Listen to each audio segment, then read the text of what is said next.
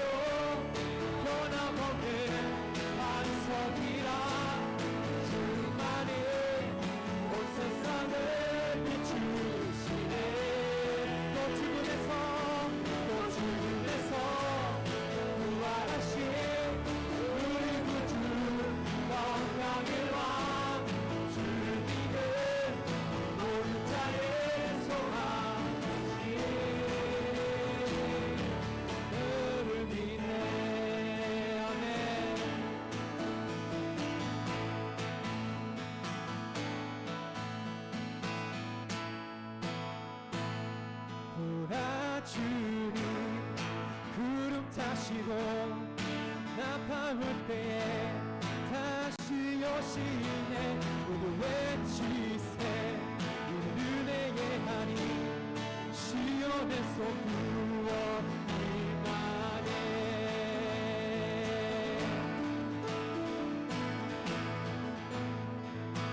지금은 엘리야 때처럼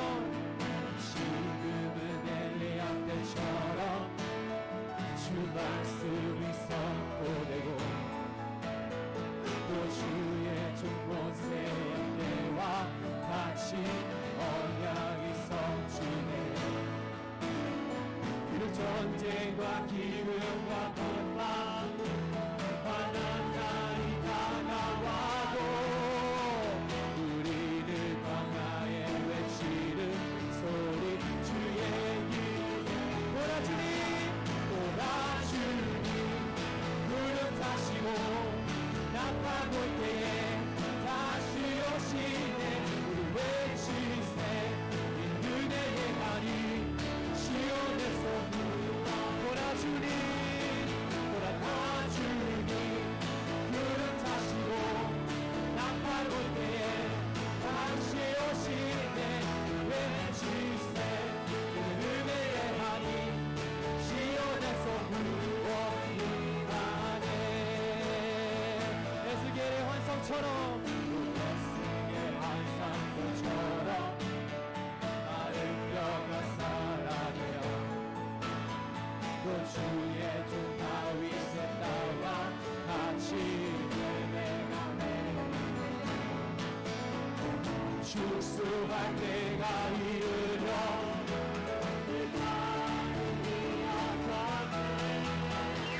우리는 주수와 이쁜 태양 주 말씀이 선포하리라. 오라 주님 구름 타시고 나팔 불 때에 다시 오시네. 모두 외치세 이 은혜의 하나님 시온에서 다시 고백하겠습니다. 오라 주님 오라 주님 구름 타시고 나팔 불 때에 다시 오시네. 외치세 은혜의 하나님 시온에서 오라 주님 오라 주님 구름 타시고 나팔 불 때에 다시 오시네. 모두 외치세 은혜의 하나님 시온에서 구원이 나네. 오라 주님 구름 타시고 나팔 불 때에 다시 오시네. 모두 외치세 이는 은혜의 하나님 시온에서 구원이 나네. 아멘.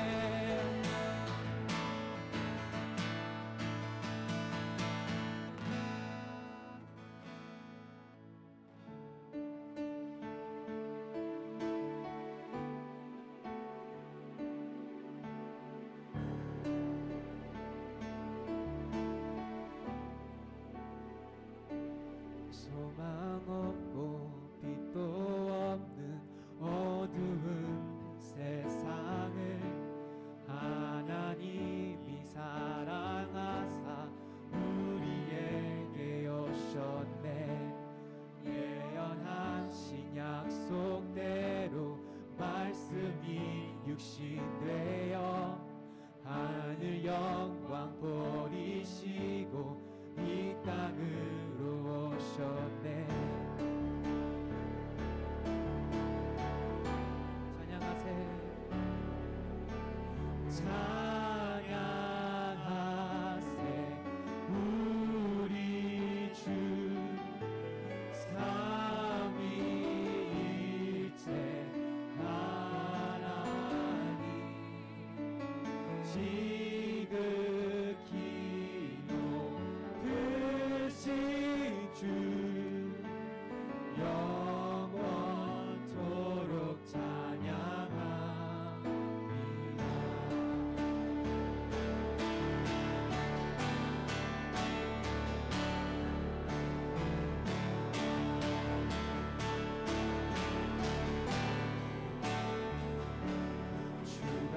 지으신 모든 세상을 구원하려 영광의 주 예수님이 죽음을 택하셨네. 그 고통 속에서도 주의 뜻 기억하사 길을 우리 위해 십자가를 지셨네.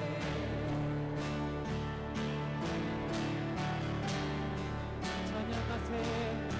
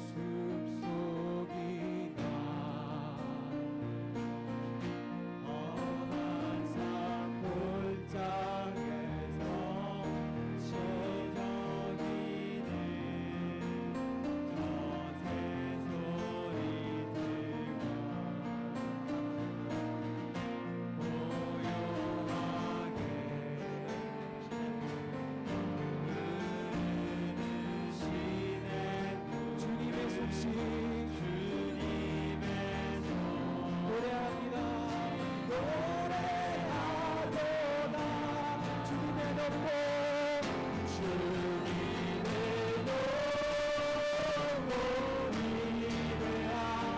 위대하시니 내 영혼을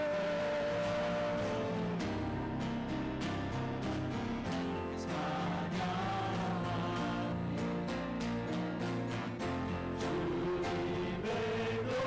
주님을 높고 위대하시니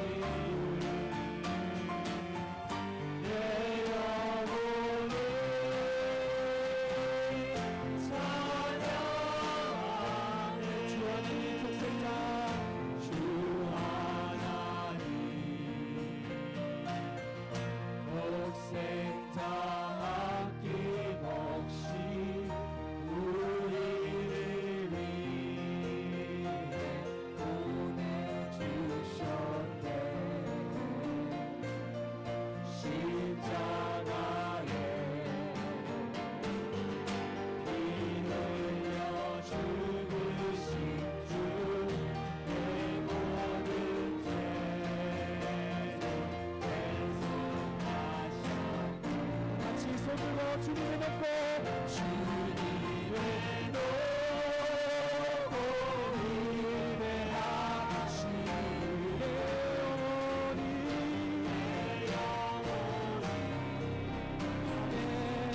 찬양하네 주님을 높고 위대하시니 내 영혼이 찬양하네 내 주 예수 내 주 예수 세상에 다시 오네 저 천국으로 나 인도하니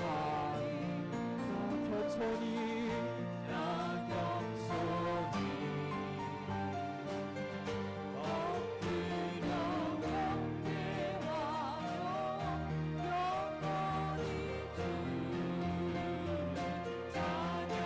찬양하리라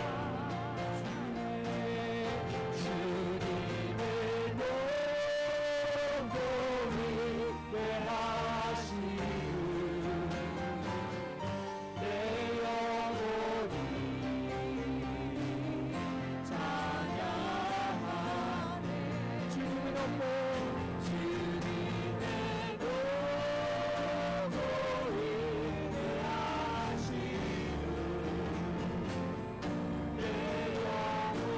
내 영혼이 찬양 주님을 높고 위대하시니 내 영혼이 찬양하네 주님을 높고 위대하시니 내 영혼이 찬양하네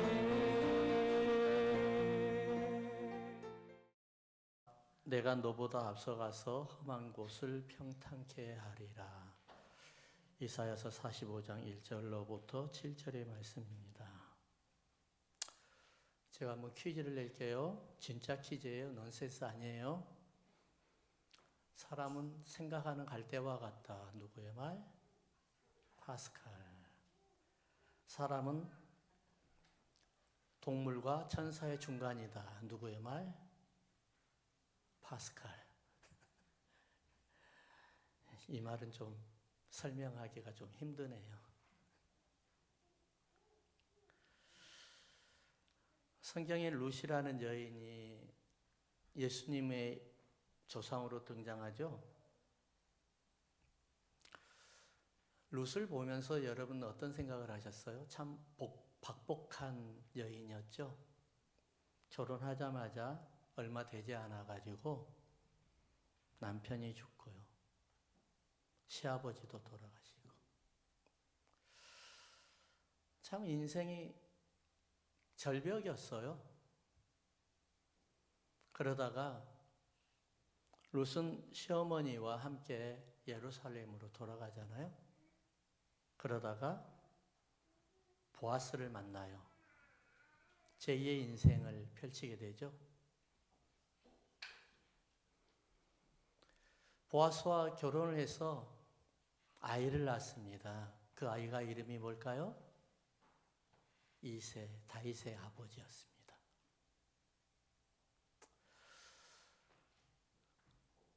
롤러코스터를 타는 것 같은 느낌을 받은 게 바로 롯의 인생이었는데 결론은 하나님이 하셨고 결론은 예수님의 혈통이 되었고 조상이 되었어요. 하나님의 계획 속에서 다 일어난 것 같아요. 우리 인생 살다 보니까 여러분 어떤 생각이 드셨어요? 환난도 있었고 기쁨도 있었고 즐거움도 있었고 아픔도 있었는데 그 모든 것이 다 누구의 계획 속에 있었다고요? 하나님의 계획 속에서 살아간 것 같아요. 특별히 성도의 절망 속에서는 하나님이 더 깊게 개입하신 것 같아요. 오늘의 말씀을 보면은요, 좀 이해가 하기가 힘든 오늘의 말씀이 바로 이방 나라의 왕인 고레스라는 왕에게 하나님께서 성령을 기름 부었습니다. 우리가 알기로는 하나님의 나라의 백성, 이스라엘 백성들에게 그리고 또 왕과 제사장과 선지자와 아니면 사사라든지 아니면 주님께서 어느 날 특별하게 사용하셨다든지 하셔야 되겠다든지 그러면은 기름을 붓는데 오늘은 하나님과 전혀 관계없는 사람 고레스, 바사라고 그러는데 파사라고도 해요. 혹시 여러분 메데 파사 들어보셨어요? 네. 이 바사라는 나라와 메데라는 나라가 달라요. 그 나라의 파사 왕의 고레스 왕에게 하나님께서 성령을 기름 붓습니다. 바사 왕국은 큰 나라가 아니에요. 조그만 나라예요. 그 위에는 메데 나라, 우리말로 혹시 이 말 들어보셨는지 모르겠어요. 메소포타미아 혹시 들어보셨죠? 메데, 그게 메데 나라예요. 그리고 그 당시에는 바벨론이라는 나라가 가장 큰 나라였습니다. 이스라엘 백성들이 바벨론의 포로로 끌려갔었잖아요. 지금도 그렇게 살고 있어요. 신경 쓰지 마요. 괜찮아요. 아이는 울어야 되는 거예요. 예.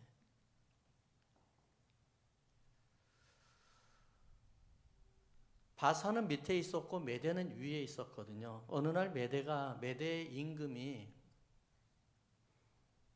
고레스 왕에게 찾아와서 같이 협공해서 바벨론을 치자고 합니다.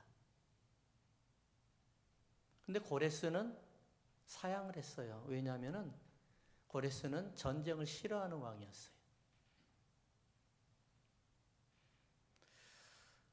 메대 왕이 화가 나가지고 장군을 보내서 군대를 이끌어서 파사를 공격을 하고 갔습니다. 근데 신기한 일이 일어나요. 메대 나라의 왕의 명령을 받아가지고 전쟁에 나갔던 군대 장수가 바사 왕 고레스에게 항복을 해버리고 아예 그냥 피 한 방울 안 흘리고 그냥 고레스의 신하가 되어버립니다. 한번 1절을 한번 읽어볼래요? 1절 45장 1절 여호와께서 그의 기름을 부음 받은 고레스에게 이같이 말씀하시되 내가 그의 오른손을 붙들고 그의 열국을 항복하게 하며 그렇죠? 내가 왕들의 허리를 풀어 그 앞에 문들을 열고 성문들이 닫히지 못하게 하리라. 피 한 방울 안 흘리고 어마어마한 군대를 얻었어요.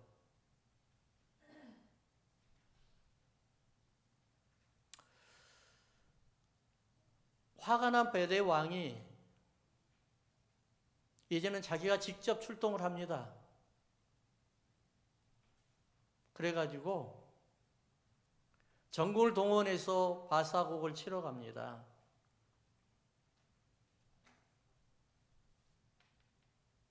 근데 그 나라에 반란이 일어났습니다. 쿠데타가 일어나서 메대 왕을 죽여버립니다. 그리고 더 신기한 일이 일어납니다. 메대 나라를 바사 왕에게 아예 다 바쳐버립니다. 이런 일이 일어날 수 있을까요? 그렇잖아요? 근데 이거는 진실이에요. 역사예요. 사실이에요.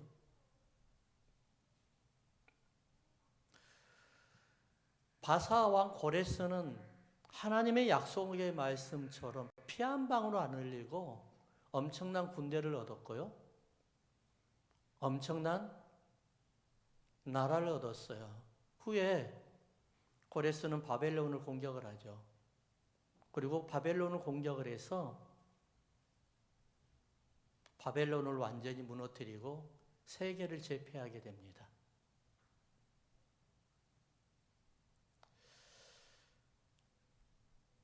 이런 축복을 받은 이방 나라의 왕이 바로 고레스였다는 거죠. 여러분들도 이러한 축복을 받고 싶지 않으세요? 하나님께서 왜 어떻게 이 사람에게 축복을 주셨나요? 기름 부음을 주셨다는 거예요. 기름 부음.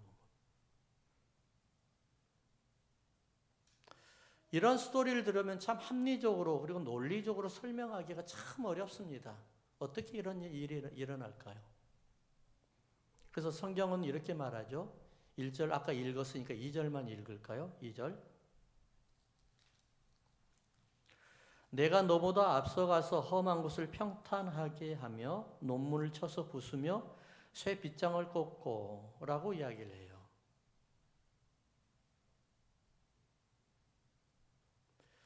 고레스는 하나님을 모르는 사람이었습니다.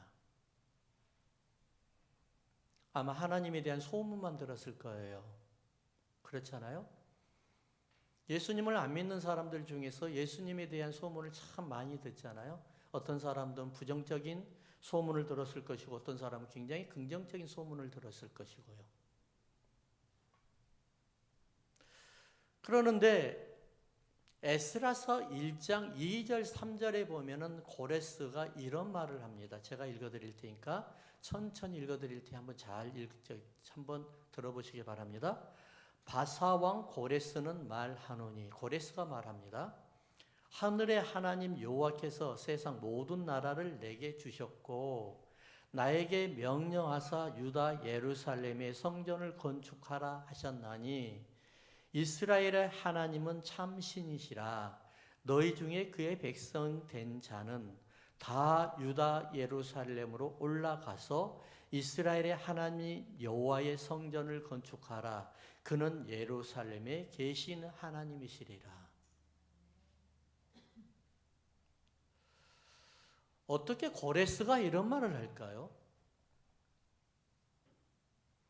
하나님께서 고레스를 사용하시는 이유가 분명해요.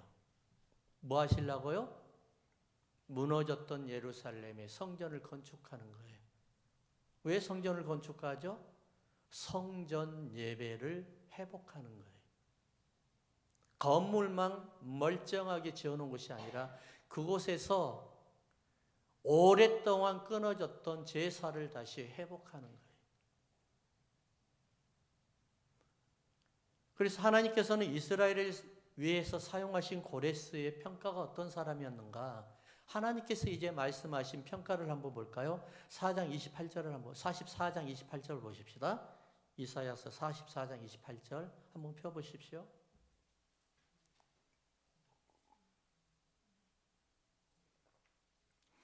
고레스에 대하여는 이르기를 내 목자라. 그리고요. 그가 나의 모든 기쁨을 성취하리라 하며 예루살렘에 대하여는 이르기를 중건되리라 하며 성전에 대하여는 네 기초가 놓여지리라 하는지라. 한마디로 말씀드리면은 고레스가 하나님의 마음을 기쁘게 하는 사람이래요. 그래서 하나님께서 고레스에게 성령으로 기름을 부어서 하나님의 일을 맡기신 것입니다.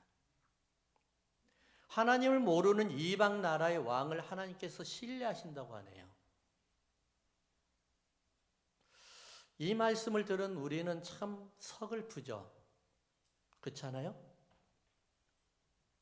아니 왜 하나님, 하필 왜 하나님께 충성을 바친 나도 있는데 온 인생을 바쳐서 하나님 앞에 충성하겠다고 서약하고 세례 받을 때 하나님만 바라보겠다고 하나님 시키시는 일을 하나님이 명령하시는 일은 다 하겠다고 서약했던 내가 있는데 왜 하나님은 저를 제껴놓고 하나님 앞에 서약도 안 하고 하나님도 모르는 그 사람을 사용하셨나요?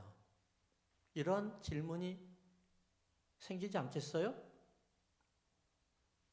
하나님 우리 교회 그리고 또 세계에 얼마나 많은 LA에 얼마나 많은 교회 성도들이 하나님을 사랑하고 하나님 앞에 목숨 걸어서 하나님 앞에 헌신하는 성도들이 얼마나 많은데 왜 하필 하나님도 모르고 예수님도 모르고 교회는 아무것도 모르는 그런 사람에게 하나님의 일을 맡기셨나요? 이해가 안 됩니다. 그뿐입니까? 하나님을 사랑하는 사람이 얼마나 많은데 하나님 왜 하필 고레스입니까? 왜 그럴까요, 여러분? 하나님께서 잠시 아마 계획을 바꾸셨을까요? 아니면은 하나님께서 세우시는 언약을 잠깐 취소하고 싶었을까요? 45장 4절 한번 봐볼래요? 4절 내가 나의 종 야곱 다시 한번 읽을게요. 내가 나의 종 야곱 야곱이 뭘로 바뀌는가 보세요. 내가 택한 자 이스라엘 야곱과 이스라엘이래요. 그러면서 곧 너를 위하여 네 이름을 불러 너는 나를 알지 못하였을지라도 내게 칭호를 주었노라. 함 따라 하십시다. 하나님의 절대 주권은 모든 사람들에게 동일합니다. 믿습니까? 우리가 생각하는 것은 우리가 선택받았다고 생각을 하지 하나님의 주권과는 아무런 상관이 없는 거예요. 하나님의 주권은 모든 사람들에게 열려 있어요. 하나님은 나만 사용하실 거야. 내가 어떤 사람인데 하나님 나에게 얼마나 수십 년 동안 나를 훈련시켜 왔는데 내가 제자 훈련을 얼마나 많이 했는데 교회 생활을 나는 평생 동안 해왔는데 왜 하나님이 나를 사용하지 않겠어? 나를 사용하실 거야 하는데 하나님은 다른 사람, 이방 백성, 하나님을 전혀 모르는 사람을 사용해 버립니다. 물론 하나님께서는 고레스를 사용하신 이유가 있었어요. 아브라함에게 약속하셨고 아브라함 자손들에게 약속하셨던 것을 모든 것을 누구를 통해서요? 고레스를 통해서 기름 부음 받은 자를 통해서 이루고 싶어 하신 하나님의 약속이 있었던 거예요. 근데 아까 제가 말씀드렸죠. 이스라엘의 이름이 왜 야곱에서 나의 선택한 종 야곱아 해서 이스라엘로 변화가 되냐 말이에요.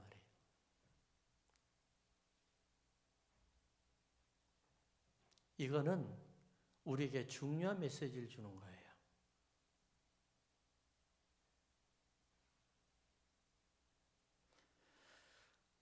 야곱이 어떤 사람입니까? 속이는 사람이죠. 남의 것을 약간 하나님의 법을 사용하셔서 내 것으로 만들어버리는 참 교묘한 사람, 교활한 사람이죠. 그 사람이 야곱이에요. 물론 자기의 수고도 있었어요. 그러나 야곱은 여전히 하나님만을 바라보는 것이 아니라 세상을 바라보는 사람이었었어요. 이스라엘은 아직도 변하지 않았어요. 이스라엘의 백성들이 왜 바벨론의 포로가 되었나요? 제사가 사라져버린 거예요. 예배가 사라져버렸어요. 건물만 번드러지게 지어놓고 그 성전에다가 이방 신상을 섬기게 만들어버렸고 거기에서 사회 교제 활동을 하게끔 만들어버린 거예요. 사회생활하는 거예요. 사회생활. 하나님을 섬기고 하나님 앞에 예배드리는 성전이 아니라 하나님 앞에 제사 드리는 성전이 아니라 여전히 그들은 하나님보다도 세상을 더 사랑했고 하나님이 예배를 멀리하고 했던 사람들이, 그래서 그들은 바벨론의 포로가 된 거예요. 근데 바벨론에 들어가서 이스라엘 백성들이 어떻게 됐을까요? 거기에서 제사를 지냈을까요? 예배를 드렸을까요? 하나님에 대해서 교육을 받았을까요? 거기에서 태어난 이 세들은 어떻게 되었을까요? 전혀 몰랐겠죠. 하나님의 마음과 계획을 전혀 몰랐겠죠. 그들은 여전히 지금 야곱으로 살아가고 있겠죠. 이스라엘이 아니라 야곱으로 살아가는 이 수많은 성도들에게 하나님께서 하시는 말씀이 뭡니까? 너 아니래도 사용할 사람 많어. 너 아니래도 나는, 네가 지금 크리스천이라고 예수 믿는다고 평생을 나를 교회에서 생활했다고 나한테 자랑하는데 나는 너 아니래도 사용할 사람이 너무나 많아. 까불지 마 그러는 거예요 지금.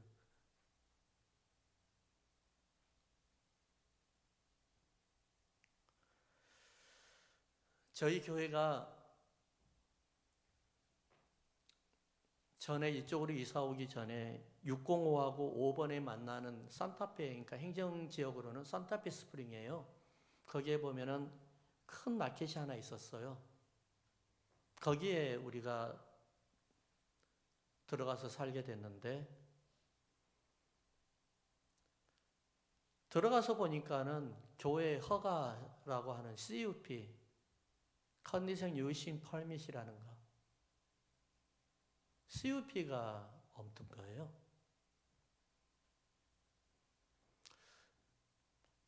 다른 데는 어쩐지 모르겠지만은 미국도 시마다 약간씩은 달라요. 하지만 거기는 시가 좁으니까 금방 알아버려요. 그래서 그 펄밋을 받기 위해서는 무슨 일을 해야 되냐면은 교회 내부를 전체를 다 시에서 허락할 정도의 도면을 그려야 되고 스프링클러를 만들어야 되고 도어를 만들어야 되고 하는 돈이 이만저만 들어가는 게 아닙니다. 참 기가 막히잖아요. 나올 수도 없고, 그렇다고 해서 그냥 또 거기에 가만히 있자니 그렇고. 물론 제가 판단은 잘못했던 것 같아요. 지금 생각을 해보니까. 그러다가 여러분들 쥐레 알죠? 쥐레가 밟으면 터지는 거 있고 밟았다가 일어나면 발을 떼면 터지는 거 있잖아요. 딱 지뢰 밟은 느낌이었어요. 이거를 놓지도 못하겠고 뭐 하지도 못하겠고 그냥 그대로 있었어요. 시청에 가가지고 수없이 이야기하는데 그냥 노예요. 안 돼요. 근데 어느 날 시청에 천사가 나타났어요. 그 시청에. 플래닝 디파트먼트 매니저인데 제너럴 매니저예요. 그분이 영국에서 이민 오신 우리와 같은 이민자예요. 이민 2세인지는 아니면 1세대인지는 잘 모르겠지만 그분이 우리를 도와주는 거예요. 그래서 CUP도 다 받고 다 끝났어요. 그러면서 물어봤어요. 아니 어쩌면 우리를 이렇게 도와주냐고. 그러니까 뭐라고 하냐면은 자기도 모르겠대요. 왜 너희들만 보면 이렇게 도와주고 싶은 생각이 드는지 잘 모르겠다고 이야기하는 거예요. 그걸 몇 번을 이야기하는 거예요. 지난번에 우리가 인앤아웃 가서 이제 햄버거를 한번 먹으려고 하는데 어디서 막 뛰어와요, 나한테 깜짝 놀래가지고 보니까 그분이에요. 그분이 우리를 도와주고 난 다음에 그러고 난 다음에 부시장으로 승진을 했어요. 시장은 선출직이잖아요. 부시장은 행정직이니까 평생 자기가 은퇴하지 아니한 부시장이 있는 거예요. 하나님께서 그렇게 보상을 하시더라고요. 확 뛰어오더니만은 나한테 반가워가지고 서로 안았어요. 그러면서 하이 하면서 이야기하는데 첫 마디가 뭐라고 그런 줄 아세요? 야, 네 와이프 어디 있냐 그러는 거예요. 이놈 이 양반이 나한테 어떻게 잘 있었냐 아니면 어떻게 보고 싶었대 이 말이라도 하고 그 말 했으면 좀 덜 시험 받을 뻔했는데 보자마자 만나자마자 네 와이프 어디 있냐니까 야 저기 있다 이거 그냥 가버리더라고요. 그러면서 하는 말이 뭐냐면은 혹시라도 시에 문제가 있으면은 말을 해라. 내가 도와줄게. 어느 시라도 자기가 다 연관이 되고 아는 사람이 많으니까 같이 한번 힘써보자. 그러니까 그런 일은 아마 이제 안 만들 거다 그랬대. 이제 그렇게 이야기를 생각을 했어요. 그런 일은 안 만들 거라고. 말은 한 게 아니라. 보세요. 하나님의 주권이요. 예수 믿는 사람요. 내가 훈련받았다고. 훈련 받아야 돼요, 당연히. 하나님 앞에 사용받으려고 하면. 근데 하나님은요, 예수님과 아무런 상관없는 사람, 교회와 아무런 상관이 없는 사람을 통해서도 일하신다는 사실을 믿으시기 바랍니다. 두 번째 보니까는요, 에스라서 1장 2절에 이렇게 말씀하고 있어요. 바사왕 고레스는 말하노니 하늘의 하나님 여호와께서 세상 모든 나라를 내게 주셨고 아까 읽었던 겁니다. 나에게 명령하사 유다 예루살렘의 성전을 건축하라 하셨나니 함 따라 합시다. 성전 재건과 성전 예배 회복을 위함이었습니다.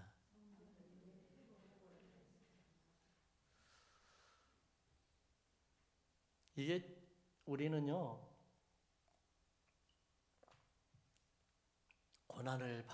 고난을 받으면서도 왜 하나님이 내게 고난을 주셨는지 잘 모를 때가 많아요. 잊어버려요. 그렇잖아요? 근데 따지고 보면은 똑같은 이유에 있는 것 같아요. 똑같은. 지나가서 보니까 똑같은 이유였어요. 하나님께서 고레스를 사용하신 이유가 바로 뭐였냐면은 성전 재건이래요. 그리고 성전을 재건해서 거기에서 뭐요? 무너졌던 제사, 성전 예배. 그냥 예배가 아니에요. 성전에서 드리는 예배. 이것을 회복하기 위함이었다.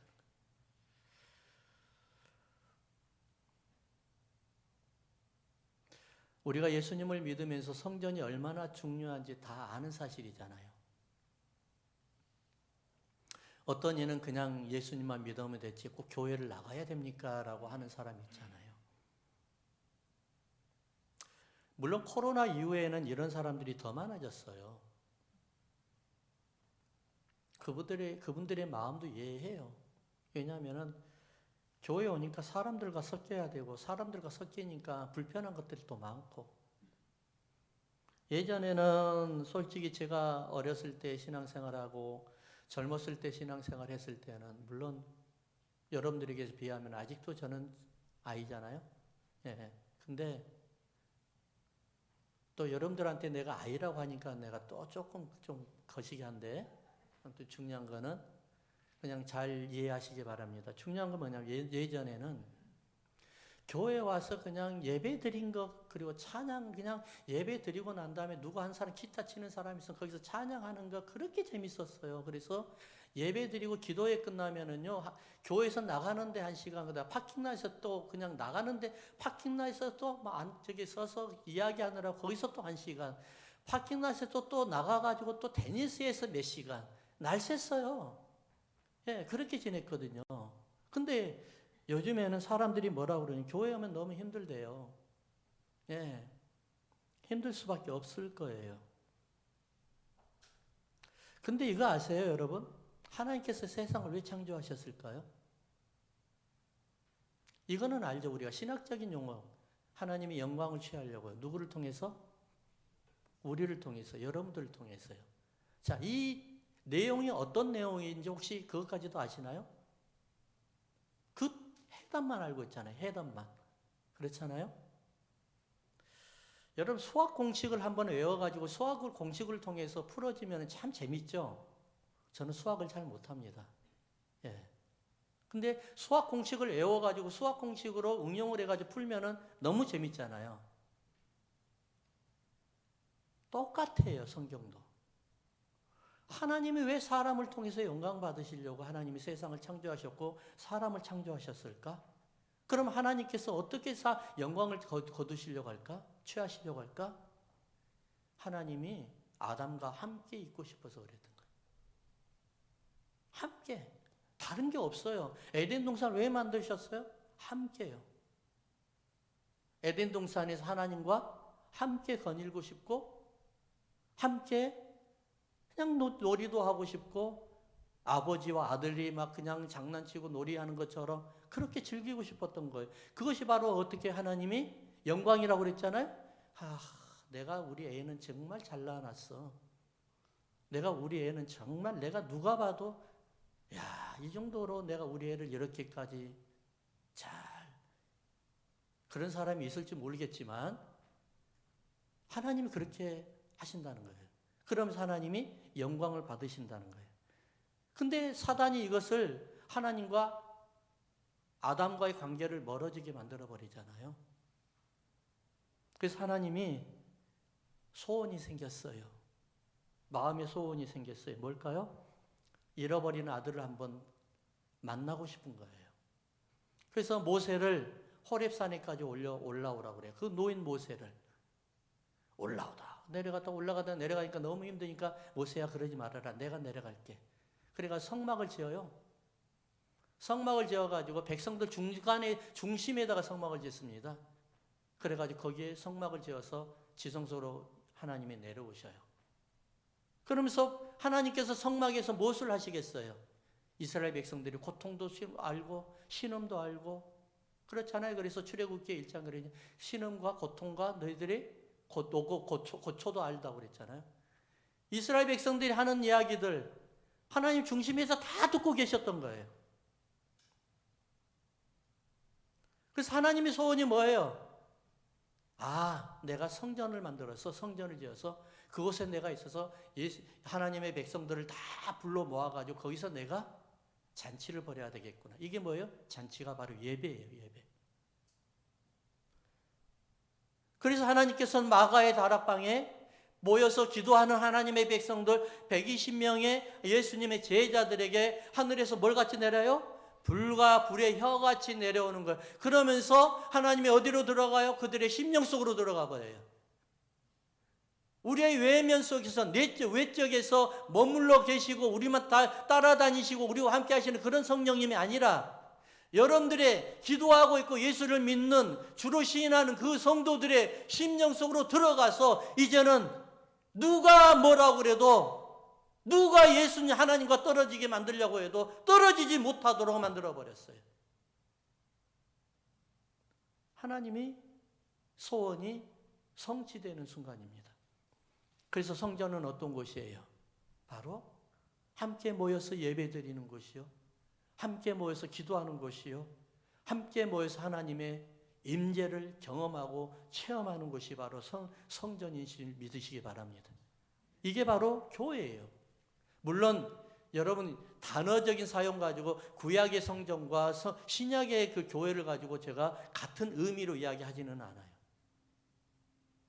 중요한 거는 하나님께서 고레스를 사용하셔서 왜 고레스에게 이스라엘 백성들을 회복시키고 포로된 백성들을 회복시키고 아직도 야곱으로 있었던 아직도 변하지 아니하는 이스라엘로 변하지 못한 이스라엘 백성들을 불러 모아가지고 회복시켜서 예루살렘으로 보내셔 하나님의 나라인 성전을 재건하게 만들었냐 말이에요. 하나님의 간절한 마음이 거리기 때문에 그러는 거예요. 사랑하는 성도 여러분, 하나님의 계획을 여러분들이 마음속에 품으십시오. 하나님의 마음을 여러분들이 품어보십시오. 그러면 하나님께서 고레스처럼 여러분을 사용하실 겁니다. 그리고 하나님께서 분명히 여러분들보다 먼저 앞서가서 여러분들의 인생을 평탄하게 만들어서 하나님이 여러분들을 통해서 여러분들의 주위에 있는 많은 사람들을 회복시키고 그들을 도와주시고 하나님의 나라를 세워주실 줄을 믿습니다. 예전에 어떤 목사님인데, 저하고 가까운 목사님인데 이런 말을 하더라고요. 오래전에 이야기를 하더라고요. 유학을 오셨어요. 공부하다가 너무 힘들었는지, 목사님, 저 하나님 앞에 버림받은 줄 알았어요. 그러더라고요. 예, 진짜로요. 그냥 농담하는 게 아니라 진짜로요. 하나님 앞에 버림받은 줄 알았더니 너무너무 힘들어가지고. 또 어떤 선교사님은 저를 만나더니만, 저는 아무 불편이 없는 줄 알았는데 저를 만나더니만 이런 말을 하더라고요. 내가 오늘 옷을 입고 나가면은 이 옷 입고 다시 집으로 돌아올 수 있을까, 그런 걱정을 하면서 산대요. 고통의 삶이잖아요. 이런 사람들에게 고레스가 필요한 거예요. 이런 사람들에게 여러분, 성령의 기름 부음 받은 여러분들이 필요한 겁니다. 그래서 여러분들을 왜 하나님께서 환난을 피해 주시고 하나님께서 여러분들의 앞길을 평탄케 해준 줄 아십니까? 주위에 있는 많은 사람들, 고통에 있는 사람들, 어려움에 처한 사람들, 그들을 위해서 있는 겁니다. 우리가 다 같이 정말 성령의 기름 부음 받아서 고레스가 되는 여러분들 되기를 주의 이름으로 축원합니다.